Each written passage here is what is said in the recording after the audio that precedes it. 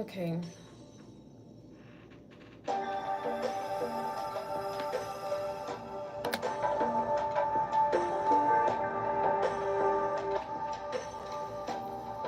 Yesterday I started Ongoing Trauma Recovery Volume 3.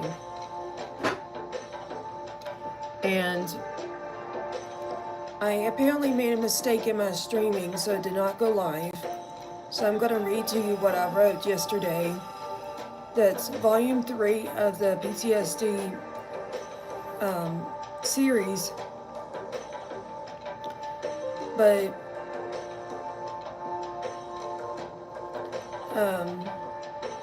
it's the beginning of the third volume. Journaling each time you relive trauma is my secret to success in overcoming PTSD, to a point that traumas in the future will be the only traumas that you have to heal from when they occur. The key is we have to continue journaling as long as a long-term key to overcoming traumas, as we're proven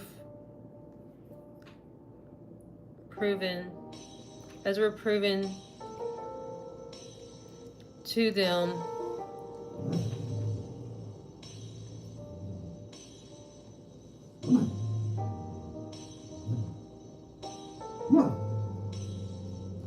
as we're proof to them with PTSD. So we can still have PTSD,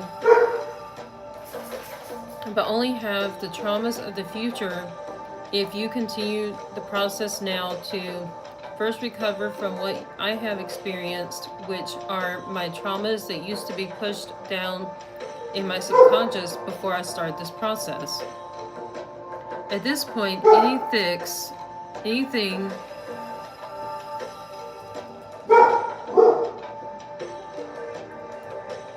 that was stored in your subconscious is now coming out into mind. I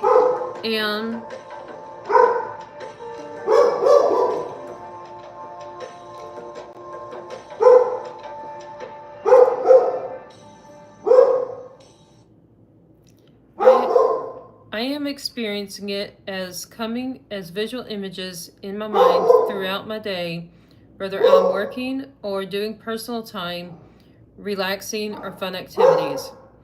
I see my traumas that I never knew about as visual, real life visions in my mind. I forget that year. I forget the year it is. That year it is, and the image is so real. I believe the trauma in that time, year, and place is the present moment. It fools me. If you are experiencing these, the key is to say in your head the year, name items around you, the place where you are, and why you are there.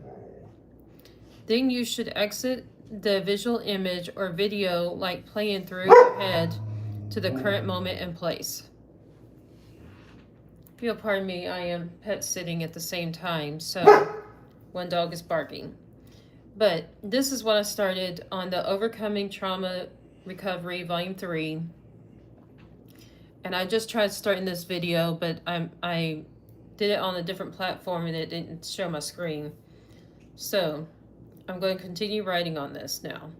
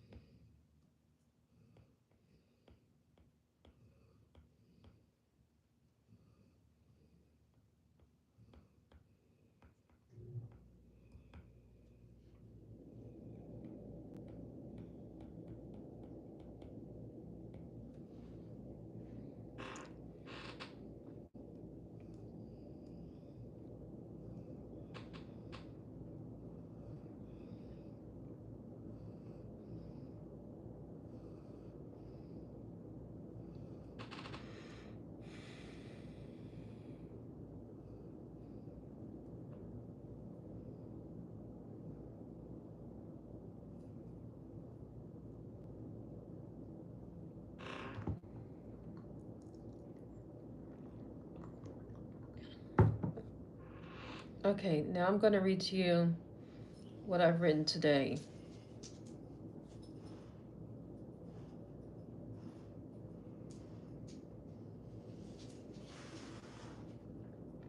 Once you do this exercise to exit the flashback, journal about it in a way that makes the event create a fictional story you wish would really come out of that difficult time and situation.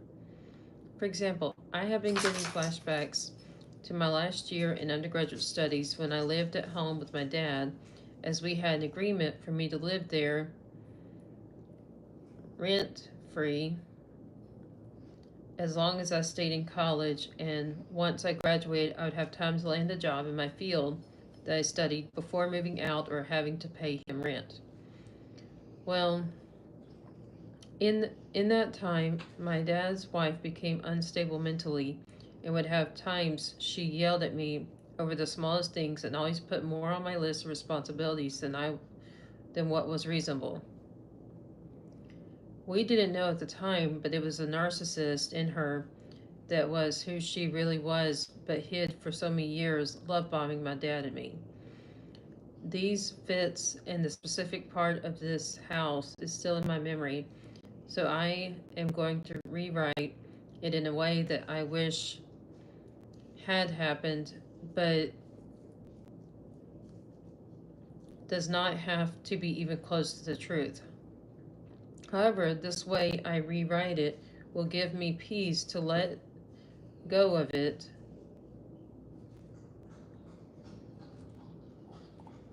let go of the series of traumas clustered into those 3 years between undergraduate and graduate school.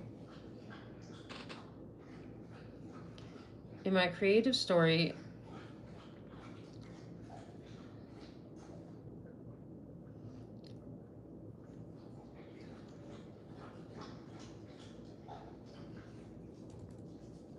we would make peace and be friends. Stepmother,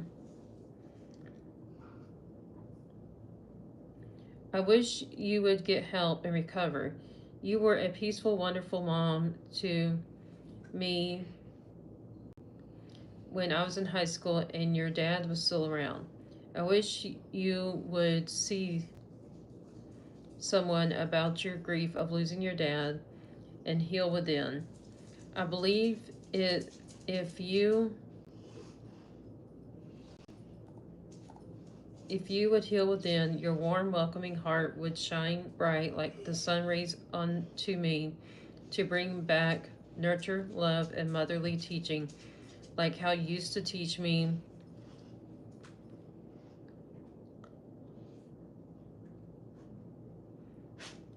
how how to cook your country-style mouth-watering recipes. I will always cherish those fond memories of your cooking, showing me how to sew and teaching me about womanhood and other lessons to help me be able to know what I needed in order to be able to face life as an adult on my own. It is now, it is now, this is the past.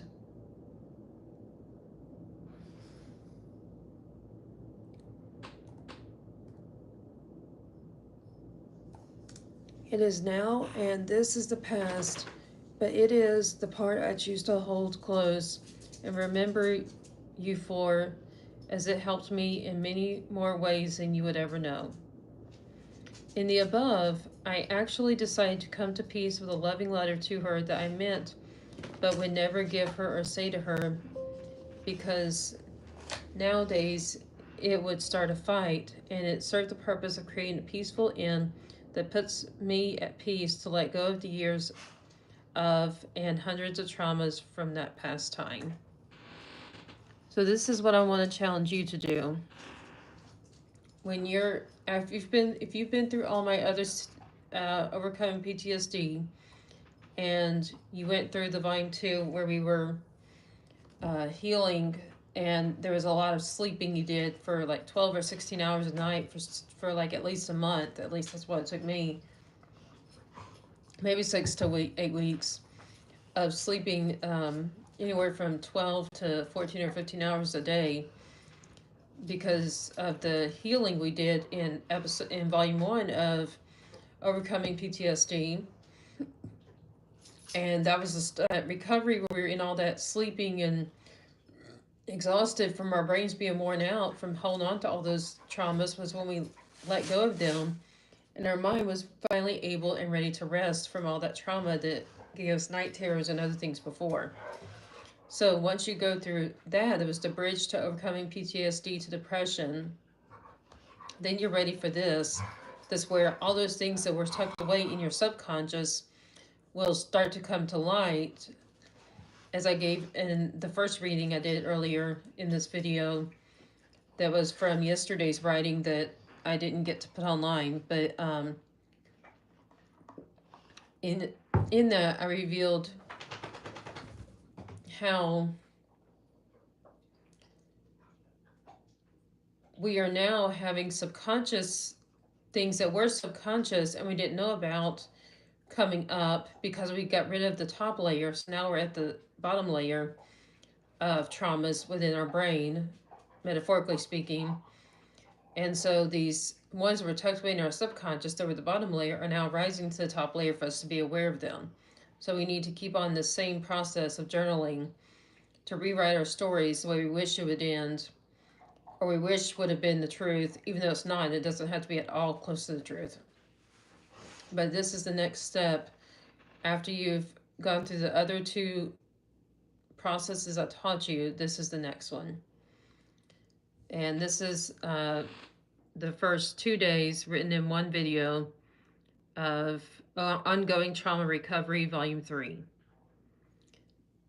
If you like what I'm talking about and you want me to keep producing this, please be sure to sponsor us or give us a thumbs up or like us, and please subscribe to us if you want to continue to watch this book as I continue to write it. Thank you so much for following us and being here. We hope you enjoyed it and you continue to heal as well. Have a good one.